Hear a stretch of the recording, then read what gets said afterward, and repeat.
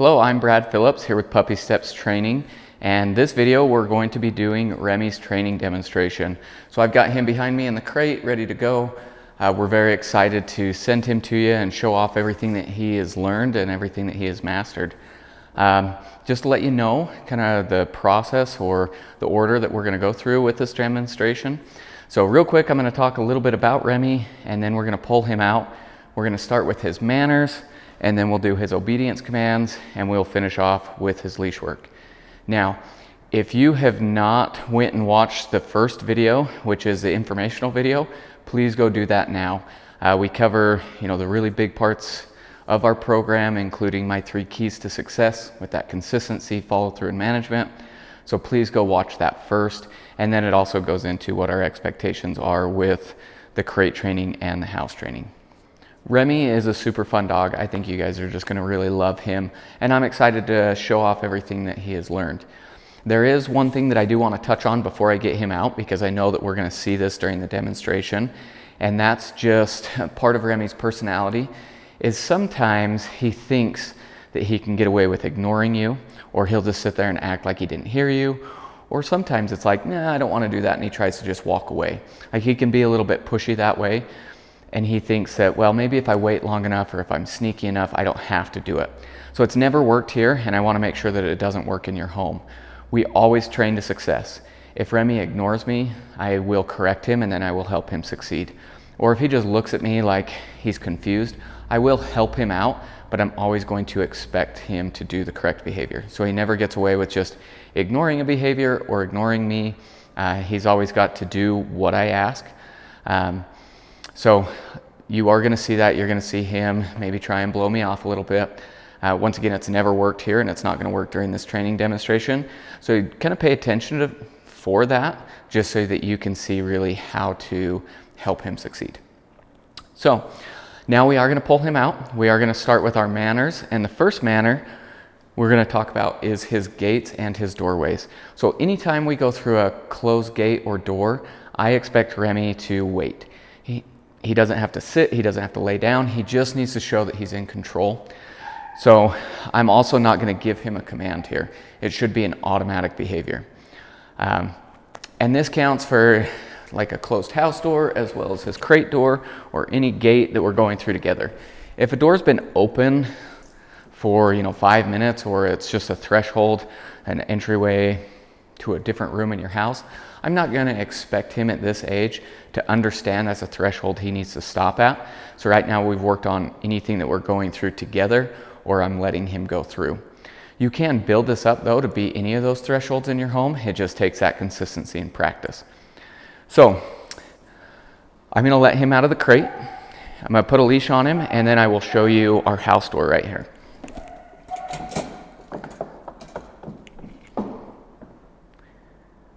Okay, good boy. So he waited, I released him with that okay, and then he's able to come through.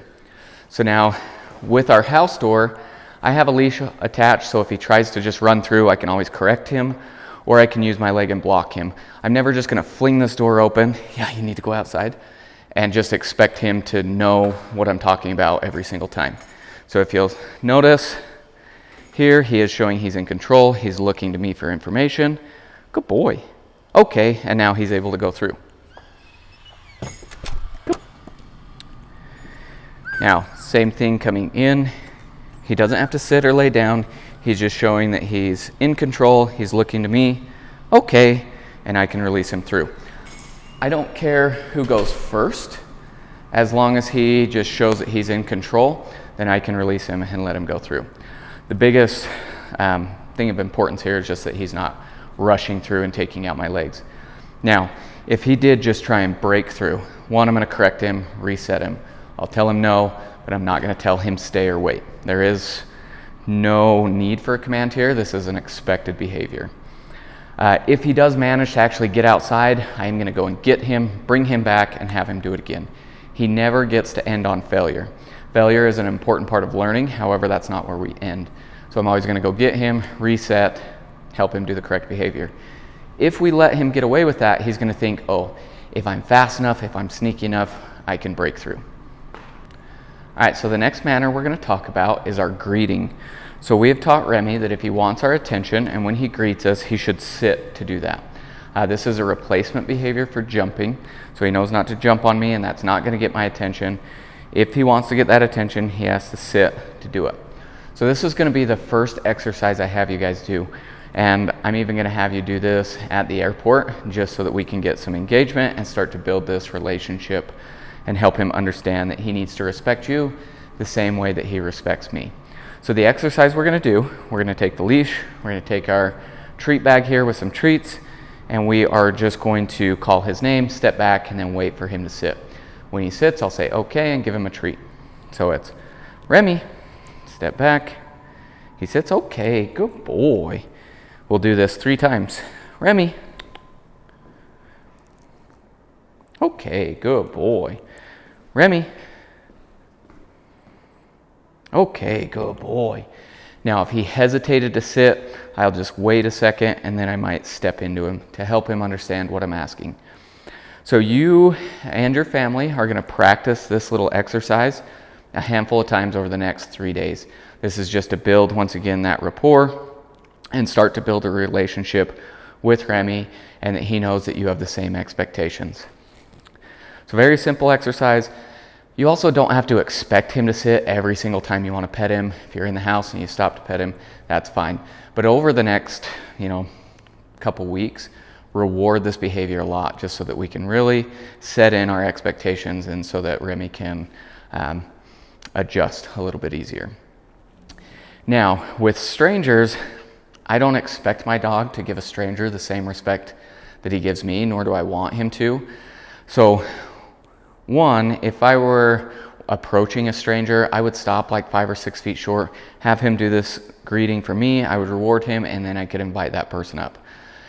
However, I'm going to say I do not allow my dogs to meet people on walks. I know that you're going to get this a lot. You're going to be walking and someone's going to go, oh my gosh, he is so cute. Can I pet him? For me, I say no. I say, no, he's in training. And then I'll engage with him. I'll have him do this greeting for me while that person carries on. Okay? I do not want Remi thinking that every single person on the street is there to see him. All that's going to do is build a charge, and he's going to get excited every time you see a new person, thinking that they're here to see him. And then you get a dog that pulls towards people or just gets overly excited. So instead, I would much rather make a habit of moving to the side, engaging with my dog, and allowing those distractions to pass. As he gets more comfortable with you, this is another good opportunity to practice our heel as we heel past people. And that way we're building our relationship, and he understands that everybody on the street, they're just distractions. They mean nothing. They're not that important. However, if you know the person or you do want to stop, you want to allow them to pet him, make sure that he's in control. If he tries to jump or he gets out of control, I'm going to tell him no, and I'm going to walk away. I'm going to get some distance. Then I'll stop, have him refocus. Good boy. And then we can approach again. Once again, stopping like 5 feet short. He sits. Good boy. I reward him. Then they can come up and pet him. Once we're done, he sits again for me. I tell him that he's a good boy, and then we carry on. So I come before, I come after. I also don't let other people give my dogs treats on the street. Once again, he doesn't need to think that other people have treats. You are the reward. He's your dog. Nobody else matters. So that's our greeting. Touching again on jumping. So if he tried to jump up on me, I'm going to step into him, bring my knee up, and tell him off. He does not get to jump up on me. Paws never come up. This counts also if he's trying to jump up on the couch or on furniture, the table, anything like that. It's off, and I expect him to get down. Notice that when I step backwards, it encourages him to follow me. If I step into him, it backs him up, it changes his body language.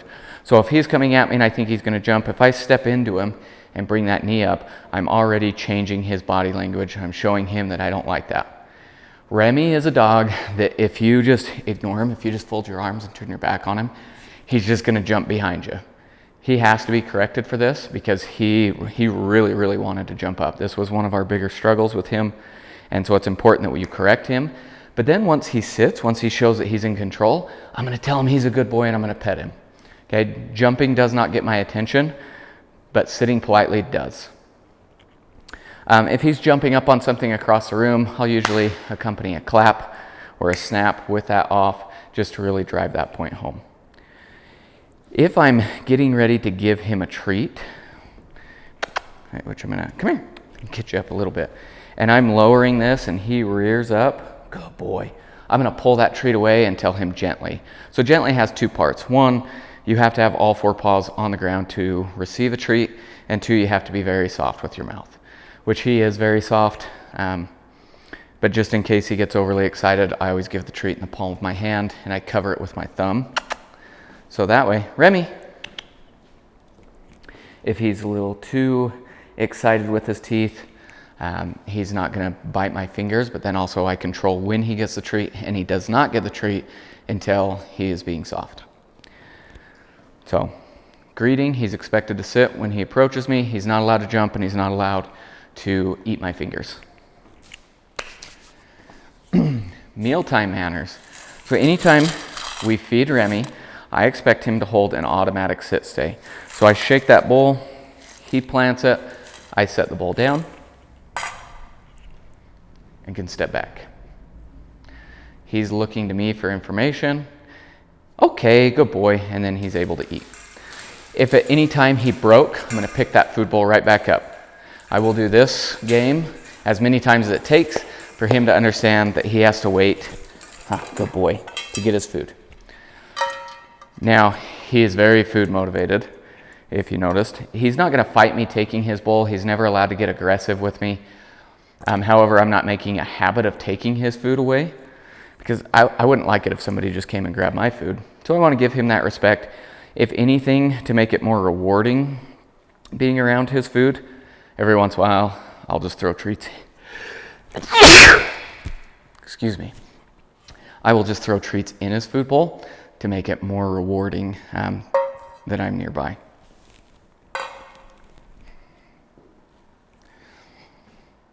Okay, good boy. Which Remi has never shown any type of resource guarding or aggression, but we spent a lot of time making sure that he doesn't have those issues. So we've spent a lot of time handling him. Good boy, his teeth, his paws, his ears. We've trimmed around his eyes. We've trimmed in his paw pads. His least favorite thing is like being held. Sometimes it just seems like he feels very insecure about being held, and so he arches clear back and wants to flail out of your hand. So we spend a lot of time just handling him, making sure that he's comfortable. But also if he's uncomfortable, I want to help him be comfortable. So I'll adjust him, but he's never allowed to be let down if he's really fighting me. If he's fighting me and I put him down, now I just learned, oh, I need to throw a temper tantrum and then I can get out of anything. Good boy. So I also spend a great deal of time brushing him because he's going to need a lot of grooming, and just making sure that overall he's very comfortable. If he ever mouthed me during any of this, so he put his teeth on my watch or my hands, bit my shirt, shoelaces, oh, excuse you, then I'm going to correct that. So if he tried to bite me, so right here he's licking, I don't care about licking, but if he ever opened his mouth and actually put teeth on me, I would grab his muzzle and just tell him no. So it's no. I'm not clamping down, I'm not being mean, but I'm just gonna hold for a second, and then I'll take my hands away, make sure that we're in control, and then I can go back to petting him. If he tried to bite my watch again or anything like that, then the second time, no. Hands away, back away. So it seems really silly, but removing your hands is very important, because if I go, oh no, don't bite me, don't put your teeth on me, then I'm turning it into a game, and he's like, this is weird, but it's rewarding. It's the same thing if I'm down here and he tries to jump up on me. If he tried to jump, I would tell him, no, off, and I would kind of slide him away. I'm not shoving him across the room. No, I'm not being mean, but it's I don't like that. Once I remove my hands, then I can wait for him to show that he's in control again. Maybe I even ask for a sit, good boy, and then I can go back to loving on him. But he just doesn't get my attention, and he doesn't get this weird pet even if he's being out of control. Oh, good boy, huh? Okay.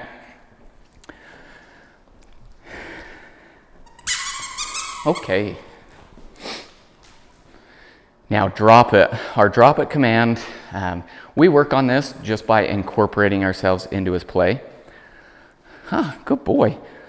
So just when I'm playing with him, I'll go over, say, well, let's wait.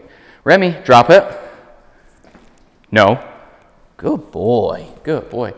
Notice there, he kind of tried to take it with him. So I said no, and then he dropped it.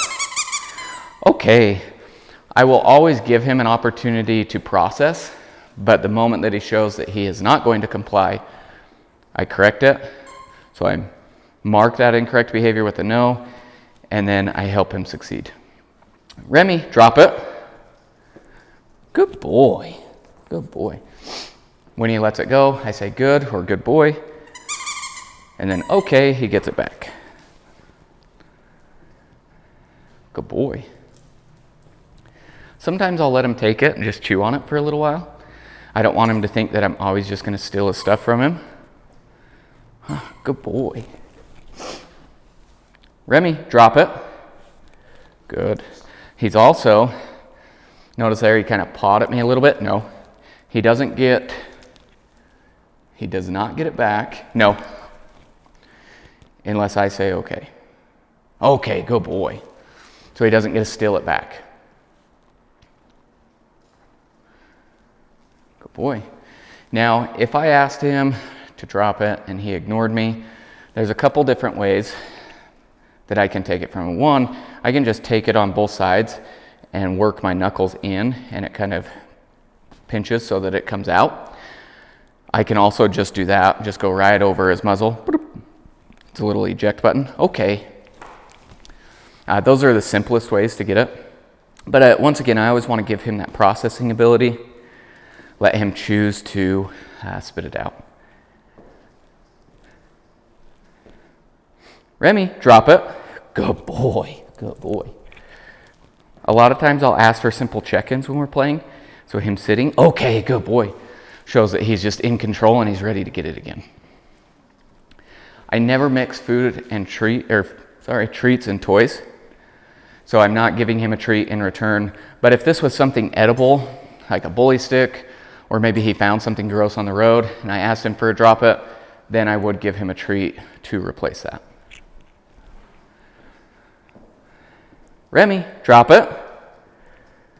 No. So here, take away. Now, okay, good boy. We're going to try it one more time because I also never want to end on a failure.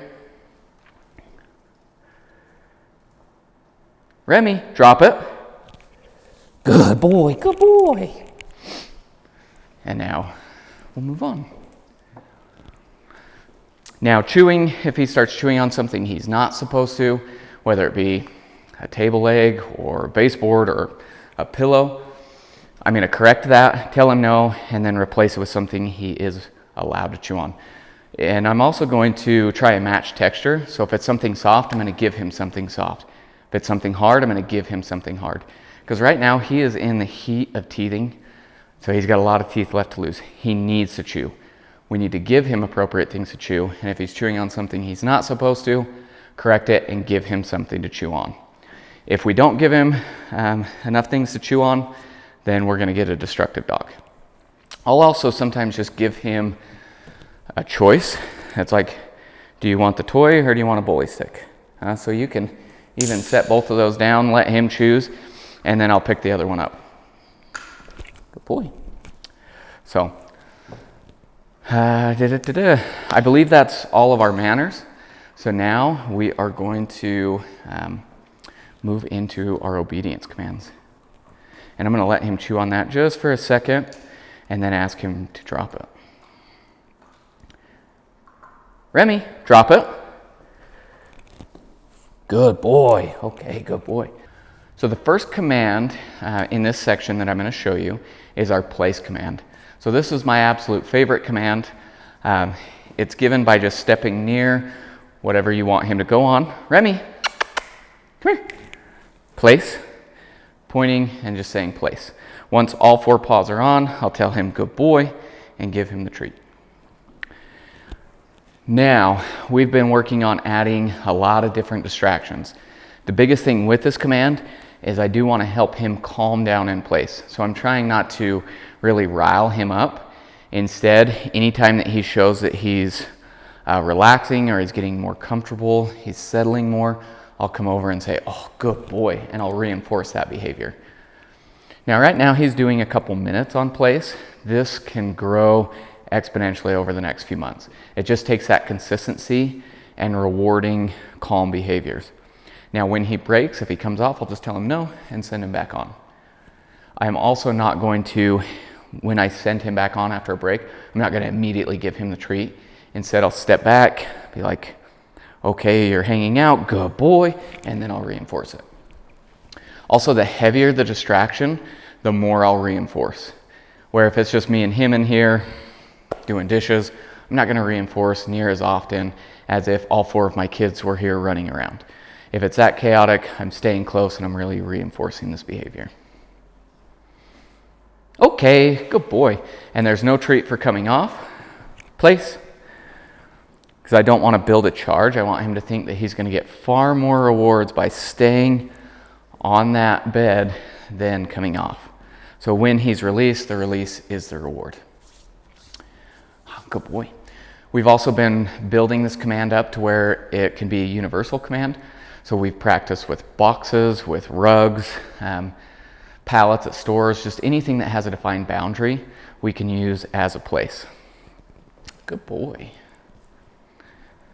Anytime I'm introducing something new and unfamiliar, I'll guide him on, mark when all 4 paws make it on the place, wait for a second, quickly release him, and then send it back on.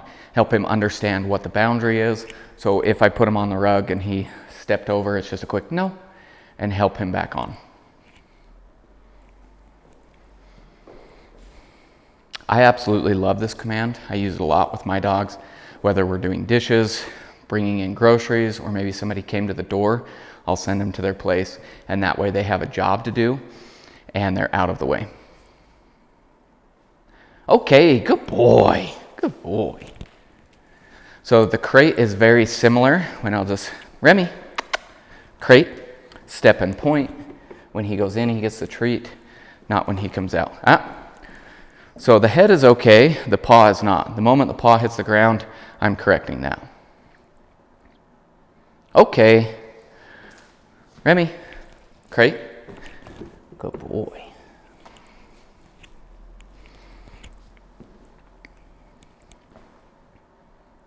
Okay, good boy. Crate, we've also been building some distance here. Good dog, good boy. Our standard is to actually just tap on the top of the crate. However, okay, we're past that to where I can just point and send him in. Crate, good dog. Now with a new crate, you might have to take this slow. And so if he hesitated, okay, good boy. If he hesitated, I would just hold my hand here, wait for a second. If he seemed really confused, then I can take my hand and maybe guide him in. Good. And reward him once he goes in and turns around. Okay, good boy. If he ever tried to just run away, I would just take him and I can put like 2 fingers under the collar and just put a little bit of pressure. I'm not shoving him in, but just a little bit of pressure and allow him to walk in freely on his own. Once all 4 paws are in, I say good, give him the treat, let him out. I don't remember whether I put you in there or not, so I'm just going to, come here, reset him, come here, crate, good. Okay, good boy. Good boy, huh? Now this command, you want to practice far more than you use it just to lock him up. If you only use this command when you're going to lock him up for a few hours, he is quickly going to understand that, and then you're going to get a dog that wants to avoid the crate. So I like to practice this random times throughout the day just to send him in and out for him to get a treat. Very simple though. You'll also notice that I'm not holding that stay near as long And that's just because if I need him to stay longer in the crate, I'm gonna close the door. Oh, buddy. Okay, so now our 3 hand signals. So we have sit, which is a scoop over the nose, palm up, but a closed fist, so it's this. Down, take a flat palm, lower it off to the side, so down, and then stay is a stop sign. So I'm gonna grab his leash here, come here. Bring it off the bed, there we go. Remi, sit. Good boy, down. Stay. Now these stays are a little bit shorter term. You'll also notice that I did not give him a treat for sit or down. He's gonna get this treat at the very end. And these ones are position based. So down stay, he's gotta stay in that down. If I put him in a sit stay and he lays down, I'm okay with that because that's more stable anyway. But if he's in a down stay, he's never allowed to come up into a sit.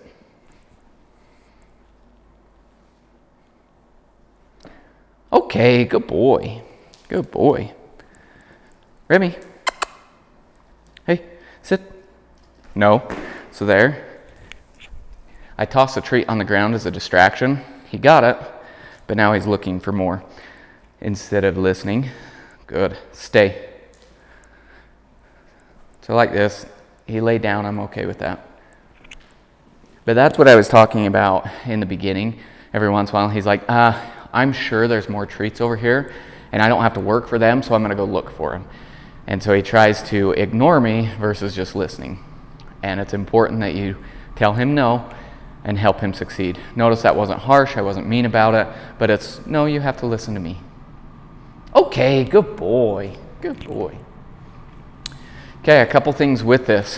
One, if I ask him for a sit and he acts confused, I'm just gonna hold that hand signal there, give him a second to process and to comply. The down, if I say down and he hesitates, good boy, I'm just gonna hold my hand there, and if he really seems confused, I can get a little bit lower. But I always wanna start here. He knows the full expectation, and notice it's off to the side. If I do it out here in front, he's more likely to try and touch my hand with his nose to see if there's a treat there. So that's why it's off to the side. Stay. If he breaks once or twice, I'm just gonna tell him no, take him back to the same spot and have him do it again. If he breaks a 3rd time in a row, that's telling me something is too hard. I don't know necessarily what it is, whether it's a distraction, whether it's something happening internally. Whatever it is, it's too hard, so I'm gonna break the behavior down, simplify it, and make sure I get a successful repetition. So even if that means I break it down to a 2-second down stay, I wanna make sure that I get that reward in there, and then we can be done, or we can say, okay, maybe that distraction was too much. Let's simplify it, let's move further away, and let's build it back up. So, but I never wanna continue to push him to failure, because then he's gonna get frustrated, and you're gonna get frustrated, and that doesn't benefit anyone. Okay, good boy, good boy. All right, the last command, I'm gonna grab some high value treats out of the fridge. Got some cheese and hot dogs. Because we're gonna show you a leave it command, and we're gonna make it a little bit more challenging. So I've been tossing a few treats on the ground. Also, there's been some crumbs on the ground. He's been freely eating. Now I'm gonna set him up and I'm gonna drop a treat and then tell him he needs to leave it alone. So leave it, we use this command if it's something that is not inside his mouth, but he's not allowed to touch or even check out. If he already has something in his mouth, that's when we use the drop it command. But leave it means forever forbidden. You're not allowed to sniff it, you're not allowed to touch it, forbidden forever. So I'm gonna take his leash here, just in case I need to give him a little feedback. So we're gonna drop that there. Remi, I'm gonna try and stand him up. Leave it. No. So there, notice he ignored me and he tried to check it out. I gave him a leash correction. Good boy. Now he's looking at me. I'll reward that. Good. So like I said, this is a little bit more difficult. Good boy. Notice now he's giving it kind of a wide berth. When he's able to eat the treats off the ground and then all of a sudden you throw it in there, I'm always prepared to correct him and to help him succeed. Good boy. Good boy. And we like to practice with a variety of different things on the floor. We've used, leftovers from lunch, treats. We've also worked on this with really gross dead things outside on the road. And if this was something dead on the road and I noticed it before him, or even if I just barely notice him kind of catch wind of it, I'll say, leave it. Good boy, good boy, good boy. And I'm going to quickly walk past that, giving him a lot of feedback. Whereas if it's something in the kitchen, maybe you're cooking and you drop it, you tell him leave it. I want to make sure that he's not going to think that he can come in and grab this. No. So I'm going to give him a little correction there while I play with it. Good. But then when I'm practicing, I like to make sure, good boy, that I have high value rewards so he understands that, oh, if I leave that alone, something better is going to get given to me.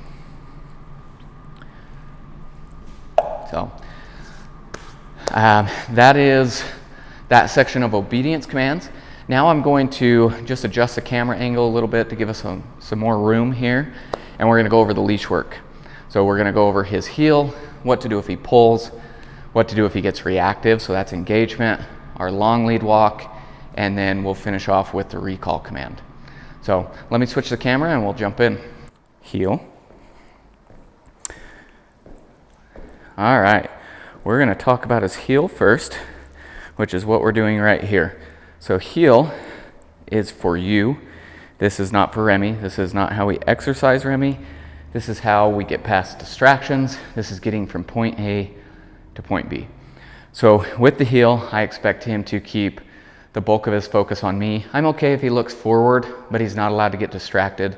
He's not allowed to pull. His job is to keep his focus here and to follow me wherever I go. So my expectation is that he's on my left side, right next to my knee. So if he's half a step in front of me or half a step behind, I'm not going to correct him for that.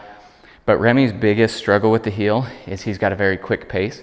So we practiced a lot slowing him down. Heel. So I'll tell him heel. Good boy. And I'm going to give him feedback. So here I'm slowing it up. Good dog. Good boy. Good. Good boy. Heel. Then I can speed it up.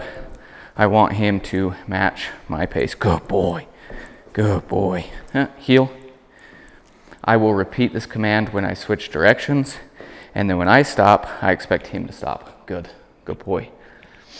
Because this behavior is such a high attention-based behavior, so he's got to keep his focus on me, I need to make sure that I am doing something to keep that focus. So I give him a lot of feedback. When we're walking, I'm just talking to him. I'm like, oh, good boy, and I'm rewarding him as we walk. If you want him to be able to walk past distractions, you need to keep him focused on you and not focused on the distractions. So that's why this feedback is so important. If he starts to get ahead of you, I can give him a simple correction, or if he starts to get distracted, I'll just use his name or like some kissy noises, help him regain his focus. Out of everything that we've taught him, this is the one that's going to require the most practice in order for it to transition over. And that's because in order for him to ignore a distraction, he needs to have a good relationship with you. And so we need to build this relationship first. So when I start practicing the heel, I want to practice it with no distractions around. That's why we actually start in this big training room, because we can control the environment. I can help him focus on me. Once they're doing well with limited distractions, then we'll go outside and we'll just walk in the yard. Same thing, controlling distractions, making it so it's easier for him to understand what the expectation is. Once he's doing well there, then we can go into the street. We'll go down a house, back a house, down a house, back a house. So that way, once again, just really building this up and progressively add more and more distractions. A lot of times I work on the heel in short bursts while we're on a long lead walk. So we're out enjoying a walk around the neighborhood or around the park.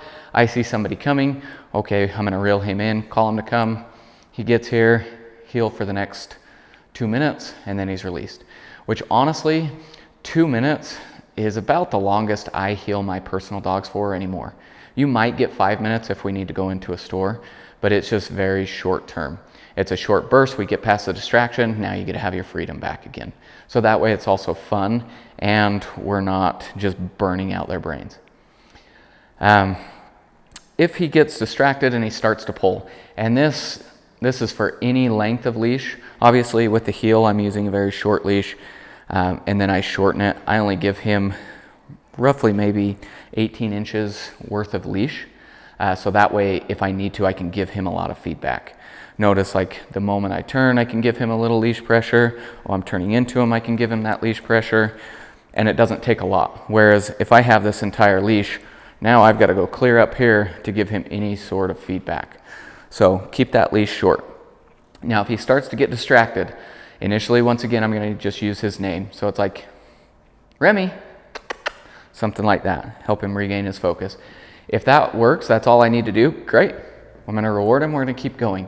But if he actually gets distracted and starts to pull, my first course of correction is just to say no, and I'm going to pop that leash. Pop, pop.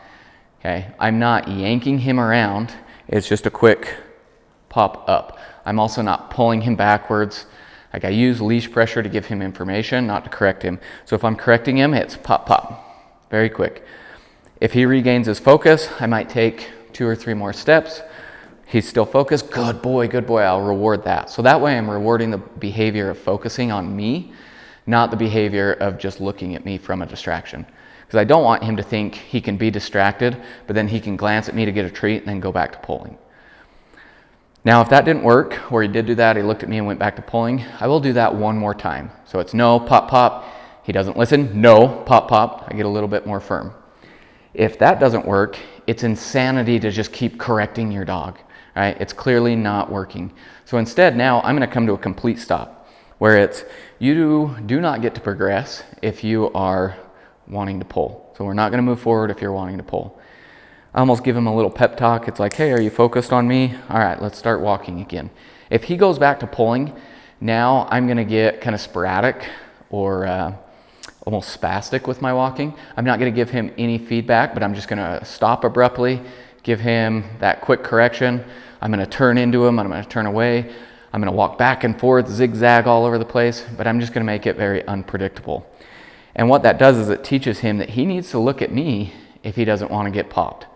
So it would kind of look like this. And a lot of times if I can, I'm going to step through him, so that way my body language disrupts his body language. So I would just start walking, and I'm going to quicken my pace, go on. And then all of a sudden it's like, nope, we're turning this way. Nope, we're turning around. Turning this way, and you'll notice after a few times of doing this, all of a sudden he's like, yeah, I'm gonna stare at this guy because I don't know where he's gonna go. And you can start out a little easier than that. You can just go back and forth if you want. And if I turn away from a distraction and he regains his focus, I'll reward him and then turn around and start walking back towards the distraction. But if he starts pulling again, I'm turning around 180, we're away. So he never gets to approach a distraction if he's out of control. If it's somewhere that you are already going, like if he's pulling towards the house, he has to be in control till we get there.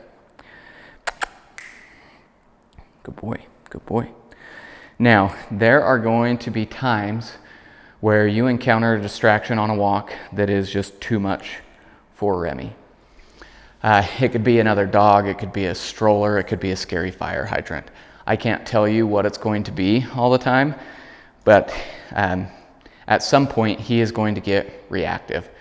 So with Remi, that reactivity will probably be bark, bark, bark, bark, bark.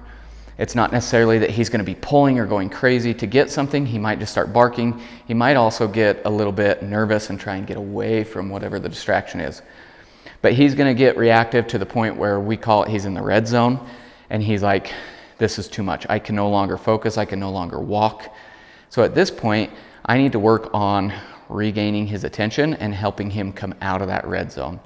So initially, if I just start to see him get reactive, I'll kind of follow the same steps as pulling. I'll be like, hey, Remi. Oh, good boy. Reward that. He starts to get a little bit reactive. I'm going to correct him. I'm going to tell him no. And then once he shows that he can be in control, it's good boy, good boy. I'll reward the calm behavior. But if he's struggling, if he's getting reactive, now I'm gonna get distance between me and the distraction. Whether that's 5 feet of distance or whether that's 50 feet of distance, there's always gonna be an amount of space where he can regain his focus. So I'm gonna step into him, come on, and I'm gonna move him away. Good boy. So I'm gonna get some space. Now I'm gonna stop with my back towards the distraction, in between him and the distraction. So that way my body language is saying, hey, we don't need to worry about this. I've got it under control. And then I'm gonna reward him for being calm. If he starts doing this jump around me, I'll correct that, and I might even get lower. And it's like, hey, good boy, good boy. I might even use a watch me command. So watch me is just to get eye contact. Watch me. Okay, good boy. Just simple behaviors so that I can reward him and help him focus on me. Once we're calm and we're out of this red zone, then I'm gonna open up so that we can watch the distraction.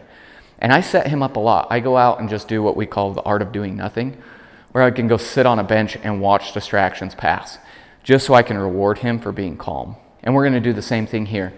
Okay, we're out of the red zone, let's watch it. Good, you're being calm, good boy, good boy.